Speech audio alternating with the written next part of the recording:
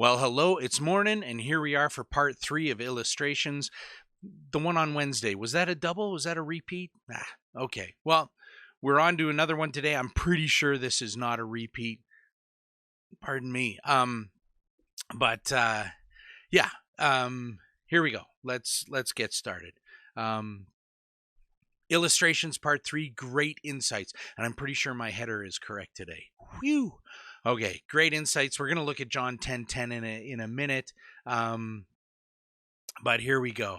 I've learned that the road to success and the road to happiness are two lanes of the same highway, and the toll you must pay is simply being true to yourself, age 40. Okay. I've learned that if someone says something unkind about me, I must live so that no one will believe it. Age 39. These aren't me, by the way. These are just people who anonymously wrote in to answer a question.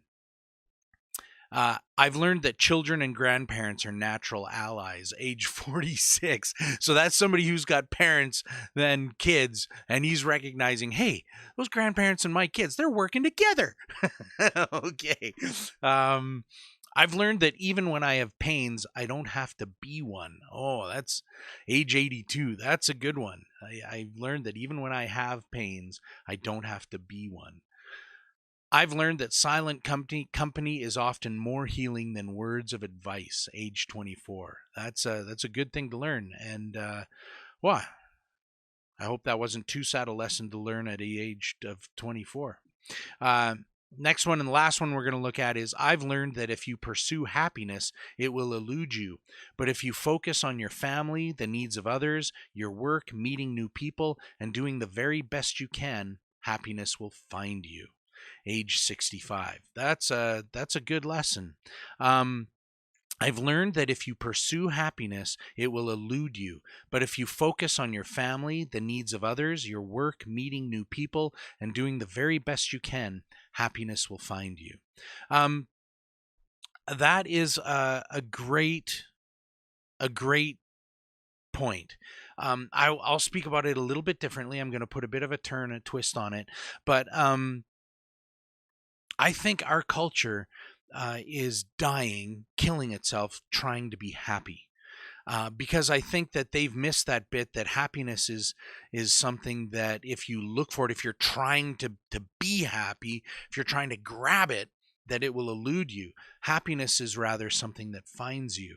A band I used to listen to called what was their name? Who cares what their name was? The quote they had was, happiness is not a fish that you can catch. It's not like you can just throw your hook out there. Our Lady Peace, that was the name of the band. It's not like you can just throw your line out there with the hook on it and grab happiness. I got it. That's not the way it works. You can't grab it. You can't find it. It finds you. And it finds you. Happiness is not an object you can find. Happiness is the result of doing other things. Happiness is the result of doing hard things, doing things that matter, doing meaningful things. And I would suggest to you a little bit different than what the original quote said. I would suggest to you that there's one place to find true happiness, and we would actually, rather than calling it happiness, we would call it joy. John 10:10, the thief's purpose is to steal and kill and destroy. My purpose is to give them a rich and satisfying life. Some of the translations say, my purpose is to give them life and life to the full. I like that. Life to the full. The thief's purpose, Satan's purpose, is to steal and kill and destroy. And I think that he's doing a fantastic job of that as he tricks us and fools us into thinking that we have to find happiness, that we must be happy. Our culture is the Western world is the wealthiest culture societies have ever produced. We have more wealth than ever before. We make the Romans look like paupers. But we are also the most medicated culture ever. And we are also the culture with the most anxiety and the most depression ever. Clearly, the search for happiness is not yielding the benefits that we thought it would. Our happiness, our joy needs to come from somewhere else. It's the result of something. Christ's purpose is to give us a rich and satisfying life. And in the verses before this, before John 10:10, in the verses leading up, he outlines what that is. It's the gospel. His purpose for us, that rich and satisfying life, begins with our Savior Jesus and making him Lord of our life. That's where it's at. The thief's purpose is to steal and kill and destroy. My purpose is to give them a rich and satisfying life.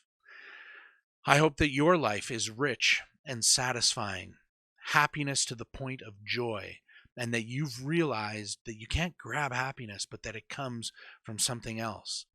You will find no deeper joy than giving yourself over to Jesus as your Lord and Savior. That's where it's at. All right. Thank you for joining me this week on Hello, It's Morning. We will see you again next week. Have a great one. Have a great weekend. Have a great day. We'll see you later.